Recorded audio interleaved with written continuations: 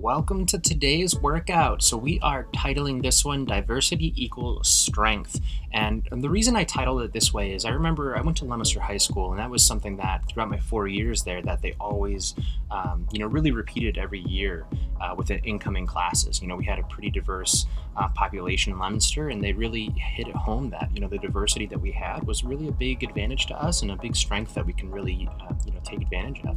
So I wanted to position that in the same way here.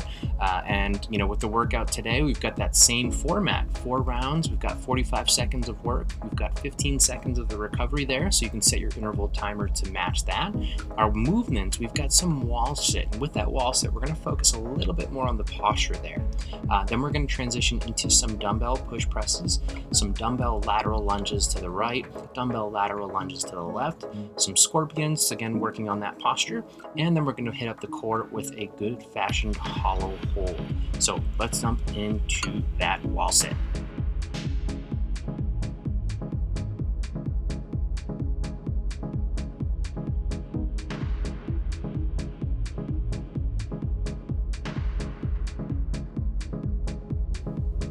All right, so starting with that wall sit again, we're emphasizing posture with this one. So normal kind of setup here, we want to make sure your heels are underneath your knees, your butt is against the wall, your upper back is against the wall, and if you can, try to push your lower back as much as you can into the wall as well. Again, pushing through the heels to make sure we keep the tension out of your knees, and ideally trying to get your knees to pair to 90 degrees is where we want to get for depth. But again, if you can't get that depth, that's okay. You can always go a little more shallow.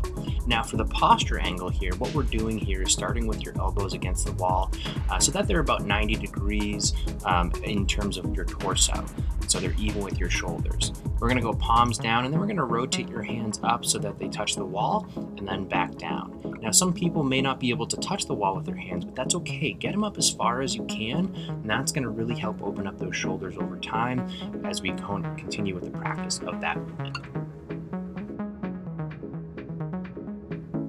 All right, so now we're going to grab a set of dumbbells here, or if you don't have dumbbells, finding some other equivalent that you can hold in your hands to add just a little extra resistance here.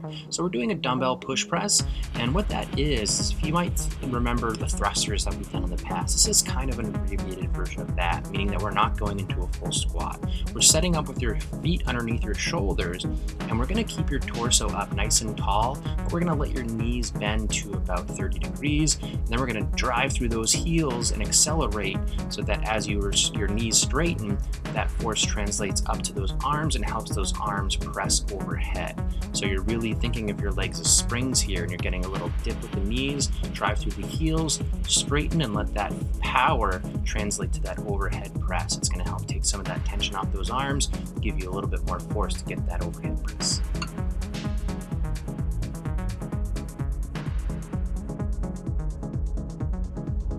All right, and next we're going to get those legs working a little more. We're working into some lateral lunges. We're going to start out going to the right side. So you can see Caitlin setting up here with a really wide stance. Notice her feet are straight as well, so those toes are pointing straight ahead. So we're going to start out going to the right side. She's got 2 dumbbells here. You can always go 1 dumbbell under the chin for a goblet style, or you can negate the dumbbells entirely if you're just getting a little more comfortable with this movement. So what we're doing is we're leaning over to that right side, and by doing that, we want to push your butt back. So the left leg stays straight, the right knee bends, but more like a squat, that butt goes back, right? So we keep that tension in that right glute, we keep that tension in that right quad and that right hamstring. So just traditionally with any kind of squat or lunge we do, we want to keep the weight in that right heel on this side, really making sure we push out of that through that right heel.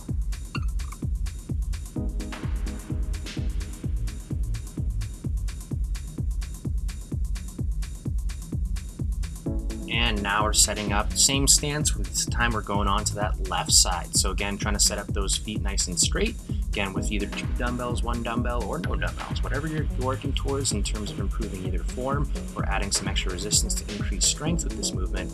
It's entirely where you're at and what you're feeling it. So now we're going to that left side, so that right leg stays straight. We're keeping most of that weight in that left heel, really pushing the hip back as you lean over to that left side and drive through that left heel and give that good glute squeeze on that left side out of that low position there. So again, really focusing on that left side on this one.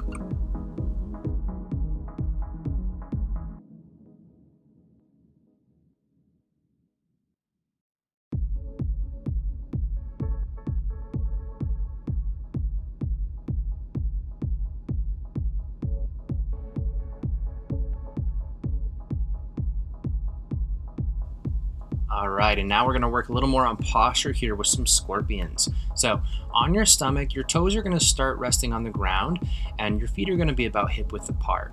We're going to bring your hands to more of a Y position, or your arms more of a Y position, with your thumbs starting pointing overhead.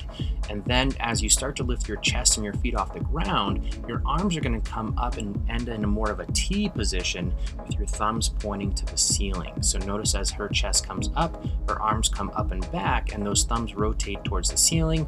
And at that point, that's when we're squeezing those shoulder blades together. That's the key point of this movement, is when the legs are off the ground, the chest is off the ground, and those arms are up. We're squeezing those shoulder blades together. We're getting a nice little pause there as that we squeeze those shoulder blades together. That's the postural benefit here, and that's what makes this movement so great.